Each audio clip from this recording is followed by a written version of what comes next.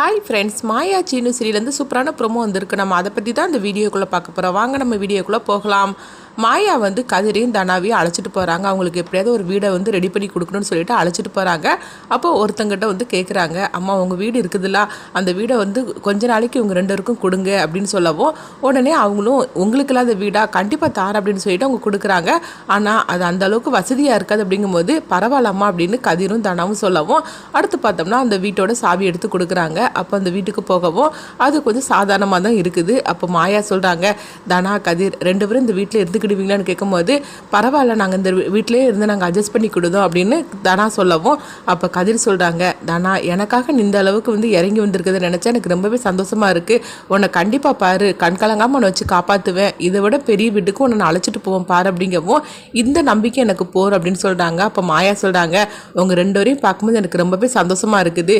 இதோட நீங்கள் இருந்துடக்கூடாது, கண்டிப்பாக வந்து சீக்கிரத்திலே முன்னேறி காட்டணும். அது மட்டும் இல்லாமல் பெரியப்பாவோட மனசு சீக்கிரத்திலே மாறிடும், உங்கள் ரெண்டு வரையும் அவர் வீட்டுக்கு கூப்பிடுவார் பாருங்க, இது சீக்கிரத்திலே நடக்க தான் போகுது அப்படிங்கவும், உடனே தனா வந்து கண்கலங்கிட்டு இருக்கிறாங்க. சரி நான் கிளம்புறேன் அப்படின்னு சொல்லிட்டு மாயா அங்கேருந்து கிளம்புறாங்க. அடுத்து பார்த்தோம்னா கதிர் வந்து சாப்பாடு வாங்கி தனாவுக்கு கொடுக்குறாங்க. அப்போ தனா வந்து தன்னுடைய அப்பாவே நினச்சிட்டு இருக்கிறாங்க, கண்டிப்பாக எங்கள் அப்பா சாப்பிட்ருக்க மாட்டார் அப்படின்னு சொல்லவும், அதே மாதிரிக்கு தான் அங்கே ரகுராம் வந்து தனாவை நினச்சிக்கிட்டு அவர் அழுதுகிட்டே சாப்பிடாம இருக்கிறாரு. அப்போ ஜானகி வந்து அவர் சாப்பிட கூப்பிடவும் அவர் வந்து ஜானகி மூலம் ரொம்பவே கோபத்தோடு இருந்துட்டு இருக்கிறாங்க.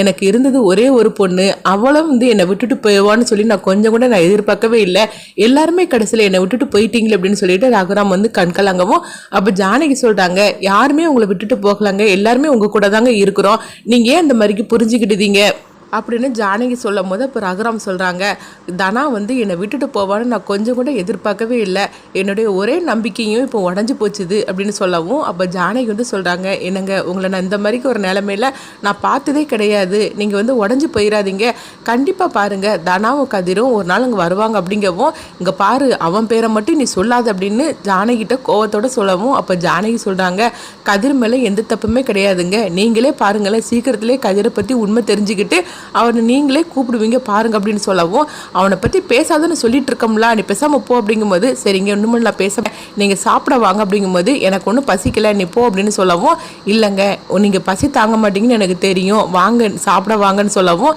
ரகுராம் வந்து எனக்கு சாப்பாடு வேண்டாம், தயவு செய்து எனக்கு கொஞ்சம் தனிமையில் விடு அப்படின்னு சொல்லி ரகுராம் வந்து திட்டியிருந்தாங்க.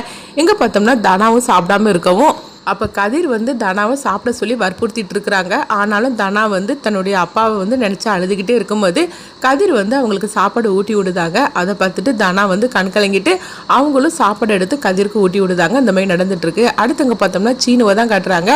அப்போ அவங்க வழக்கம் போல் மாயா கிட்ட கோவத்தோடு தான் இருந்துட்டு இருக்கவும், மாயா வந்து சீனுக்கிட்ட வந்து பேசுகிறாங்க, ஏன் என்கிட்ட நீ பேசவே மாட்டியா அப்படின்னு சொல்லும் போது, இங்கே பாரு எனக்கு தான் உங்ககிட்ட பேச விருப்பம்லன்னு சொல்லிட்டோம்ல, சீக்கிரமாகவே பணத்தை ரெடி பண்ணி உன் முகத்தில் தூக்கி வீசி உன்னையும் இந்த வீட்டை விட்டு அனுப்பி விட்றதா என்னுடைய வேலை அப்படிங்கவும், இதை கேட்டு பத்மா வந்து சந்தோஷப்பட்டுட்டு வராங்க. சீனு கரெக்டான நீ ஒரு சொன்ன பத்தியா, சீக்கிரமாகவே பணத்தை ரெடி பண்ணி இவ முகத்தில் தூக்கி வீசி இன்னைக்கு கதிரை வீட்டை விட்டு போன மாதிரிக்கு இவளையும் வீட்டை விட்டு அனுப்பி விடணும் அப்படின்னு சொல்லிட்டு இருக்கிறாங்க. அப்போ சீனு அங்கேருந்து போகவும், அப்போ பத்மாட்ட வந்து மாயா சொல்கிறாங்க, நீங்கள் என்ன சொன்னாலும் சரிதான், என்னையும் சீனுவே நீங்கள் பிரிக்கவே முடியாது அப்படிங்கவும், அப்படியாடி பாரு சீக்கிரத்திலே ஒன்னே அவனே பிரித்து கட்டுதானா இல்லையான்னு பாருன்னு சொல்லவும், சீனுக்கு வந்து ஒரு ஃபோன் வருது. அதை கேட்டதுமே சீனு வந்து அலறி அடித்து ஓடுறாங்க. என்னாச்சு சீனுன்னு சொல்லி கேட்டுட்டு இருக்கும் போதே சீனு எதுவுமே பேசாமல் ஓடி இருந்தாங்க. அப்போ பத்மாவுக்கு ஒன்றும் புரிய மாட்டுக்கு, என்னாச்சு இப்போ தான் வீட்டுக்கு வந்தான், திடீர்னு ஏதோ ஒரு ஃபோன் வந்துச்சு, அதை கேட்டுட்டு சீனு வந்து அவசரமாக போகிறான்னு அப்படின்னு சொல்லவும், அடுத்து பார்த்தோம்னா பத்மா வந்து மணிக்கு ஃபோன் பண்ணுறாங்க. இங்கே பார்த்தோம்னா வந்து மாயா வந்து அந்த மேனேஜருக்கு ஃபோன் பண்ணுறாங்க, கடையில் ஏதாவது பிரச்சனை அப்படிங்கும்போது, ஆமாம் மேடம் குடோனில் இப்படி நெருப்பு பிடிச்சி போச்சு அப்படிங்கிறாங்க. இது கிட்டதுமே மாயா அதிர்ச்சி அடைஞ்சு அவங்க பார்த்தோம்னா நேராக குடோனுக்கு வராங்க. இங்கே வந்து சீனு வந்து குடோனுக்கு பார்த்ததுமே, ஐயோ ஏகப்பட்ட ஸ்டாக் இங்கே இருந்தது, இப்படி நெருப்பு பிடிச்சி எரியுது அப்படின்னு சொல்லிக்கிட்டு அவங்க சீனு வந்து அலறி அடிச்சுட்டு அவங்க குடோனுக்குள்ளே ஓடி இருந்தாங்க. எல்லாருமே போகாதீங்க போகாதீங்கன்னு தடுத்தாலும் சீனு வந்து அவங்க கதறிக்கிட்டு அவங்க உள்ளே ஓடவும், அங்கே பார்த்தோம்னா மாயாவும் வந்துருந்தாங்க.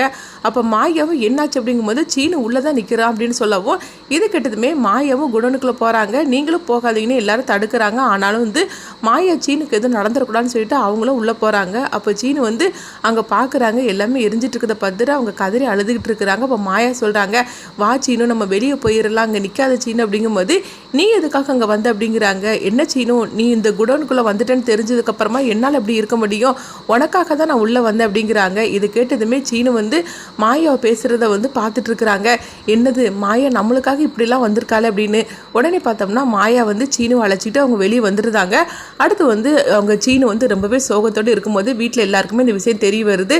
அப்போ வந்து மணி சொல்கிறாங்க, என்ன சீனு இந்த மாதிரி நடந்து போச்சுது, இப்போ என்ன பண்ணுறதுக்குன்னு தெரியல அப்படிங்கவும் பத்மா உடனே மாயாவை போட்டு வழக்கம் போல் திட்ட ஆரம்பிச்சிருந்தாங்க. இவ எப்போ இந்த வீட்டுக்குள்ளே வந்தாலும் அப்பமிருந்தே பிரச்சனைக்கு மேலே பிரச்சனை வந்துக்கிட்டு தான் இருக்குது. இவளை வீட்டை விட்டு அனுப்புனாதான் எல்லா பிரச்சனைக்கும் தீரும்னு சொன்னால் அதையும் கேட்க மாட்டேங்கிறீங்களா அப்படின்னு சொல்லிட்டு இருக்கவும் உடனே வந்து மாயா சொல்லிட்டு இருக்கிறாங்க, இங்கே பாருங்க இப்போ தேவையில்லாமல் எதுக்காக இதை பேசிகிட்டு இருக்கிறீங்க, இந்த பிரச்சனையிலேருந்து எப்படி வெளியே வரணும்னு சொல்லி நீங்கள் வந்து நினைங்க, இப்படிலாம் பேசிகிட்டு இருக்காதீங்க அப்படிங்கவும் உடனே வந்து அவங்க மாயா சொல்கிறாங்க, இன்சூரன்ஸ் பண்ணி வச்சிருக்கிறியா அப்படின்னு சொல்லி கேட்கும்போது உடனே வந்து அவங்க சீனு வந்து பார்க்குறாங்க.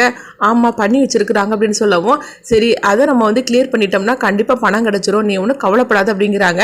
அடுத்து மேனேஜரை கூப்பிட்டு கேட்கும்போது இன்சூரன்ஸ் டேட்டு நேற்றுக்கு முடிஞ்சு போச்சுது, அது இன்னைக்கு தான் வந்து கிளியர் பண்ணலான்ட்டு இருந்தேன், அதுக்குள்ளே இப்படி நடந்து போச்சு அப்படின்னு சொல்லவும் இது கிட்டதுமே எல்லாருமே அதிர்ச்சி அடைகிறாங்க. உடனே பத்மா சொல்கிறாங்க, என்னையா இதெல்லாம் நீங்கள் பார்க்க மாட்டீங்களா, இப்படி தான் இருப்பீங்களா அப்படின்னு சொல்லவும் உடனே பார்த்தோம்னா சீனுவுக்கு என்ன பண்ணுறதுன்னு தெரியல, இவ்வளோ ரூபா நஷ்டமாகி போச்சுதான், இப்போ இதுலேருந்து நம்ம எப்படி மீண்டு வர போகிறோம் தெரியல அப்படின்னு சொல்லி சீனு வந்து ரொம்பவே வந்து பதட்டத்தோடையும் குழப்பத்தோடையும் இருக்கிறாங்க.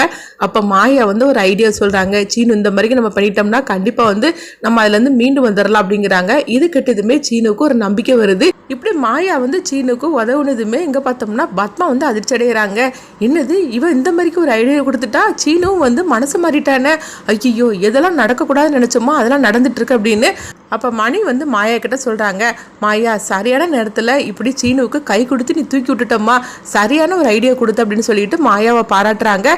அப்போ சீனுவுக்கும் மாயா மேலே ஒரு நல்ல அபிப்பிராயம் ஏற்படுது. இதை பார்த்துட்டு பத்மாவும் சாருவும் பார்வதி மூணுமே அதிர்ச்சி அடைகிறாங்க. ஐயோ மாயா சரியான நேரத்தில் சீனுக்கு இப்படி சொல்லிட்டாள் அப்படின்னு